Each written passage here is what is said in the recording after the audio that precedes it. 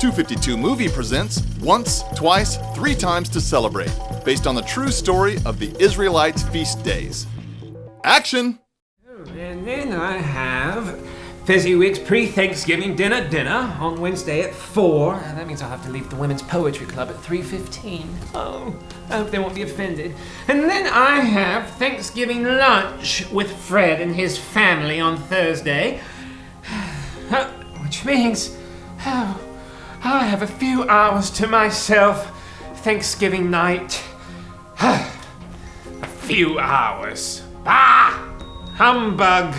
You buy some on a prize turkey on Christmas Day and no one lets you hear the end of it. Happy Thanksgiving week to you, Mr. Scrooge. How are you this fine morning? Cratchit, there you are. Some of us have to work for a living. It's 6:30 in the morning, Mr. Scrooge. I'm here half hour early as usual. Yes, I've been here since 5 o'clock. The hours you keep are your business, Mr. Scrooge. No one makes you rise before the sun. So you say if I didn't get here by 5, nothing would ever get done. What with all the parties and holidays that people insist on celebrating. That reminds me. My family and I would be delighted if you'd join us for Thanksgiving dinner. Are you free? Thanksgiving night. Thursday night. Ha. Yes! Fine! Humbug! You know, every time you say that word, a coin goes in the jar. And the proceeds go to the orphanage at Christmas time. It looks like the orphanage is going to have a very good year. Balloons are very colorful. Indeed they are, Mr. Scrooge, indeed they are. I'm very proud of you, sir. Your inexplicable change of heart last Christmas has stood the test of time. Yes, but has it been worth it?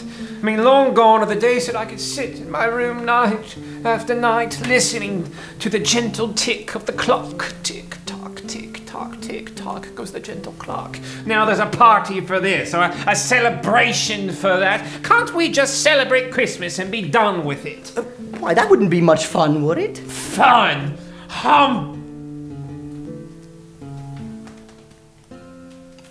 Burgers are very tasty. Besides, Mr. Scrooge, it's not as if these celebrations are for nothing. I mean, why, people have been taking time to celebrate for centuries. Sounds like centuries full of waste to me. Not at all. Consider the Israelites in the Bible. Oh, can we consider them later? There's work to be done. Fine. If you won't listen to me, then. Israelites. Humbug. I heard that. At least now maybe I can get some work done. What's that? What's that? Marley! Marley, is that you? Marley! Cratchit!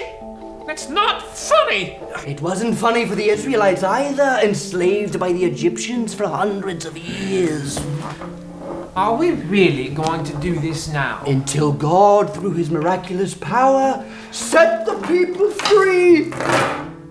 They left Egypt so quickly, they didn't even take time for their bread to rise. What does that have to do with it? So from then on, the Egyptians celebrated the Feast of the Unleavened Bread.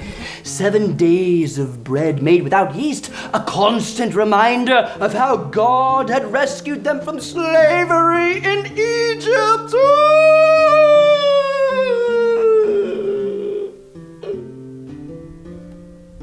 Is that all? Not even close. He knows how I feel about chains. Come in and know me better, man. Cratchit, stop doing that. The Israelites also celebrated the Feast of Weeks. They began the celebration by bringing in their first share of crops for the season. You see, this fruit didn't just happen, Mr. Scrooge. It grew from the earth when God gave man and women the power to work the land. He provided the sun and the rain and the fertile ground, and the Israelites celebrated a feast to honor God for that. Hold this. Must everything be so theatrical? Ooh!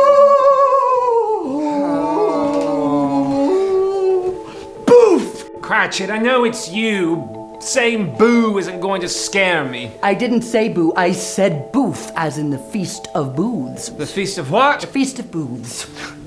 For 7 days, when the Israelites were gathering in their first crops of the season, they lived in little tents and booths. Oh, yeah.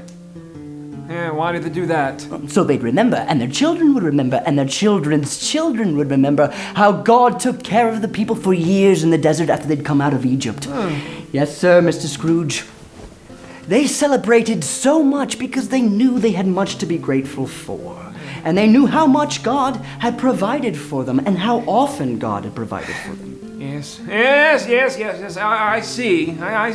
And God continues to provide, Mr. Scrooge. Like, I can find something to celebrate every single day. I'm glad that God gave us the sun to make us warm in the summer, and I'm grateful for the winter and the snow that covers the land because it's so beautiful. And I'm grateful that God made you, Mr. Scrooge. Me? Yes, sir. You provide me with a good job and fine wages that allow me to take care of my family. You see, Mr. Scrooge, there are so very many things to celebrate. I feel something welling up inside of me again. Is it Thanksgiving yet? Oh, not yet, sir. Oh, excellent! Yes, well then I will celebrate, Cratchit. I will celebrate what God has done, and I will start right now. Very good, sir. Yes, God has blessed us. God has blessed us, everyone. He has at that, sir. To your house for dinner. It's 7 a.m. For breakfast, then. Certainly. I can't wait to see Tiny Tim. How's he doing? Will he be there? Oh, yes, sir. Not so tiny anymore, sir. He's hit a growth spurt. Well, I shall call him Tim, I suppose.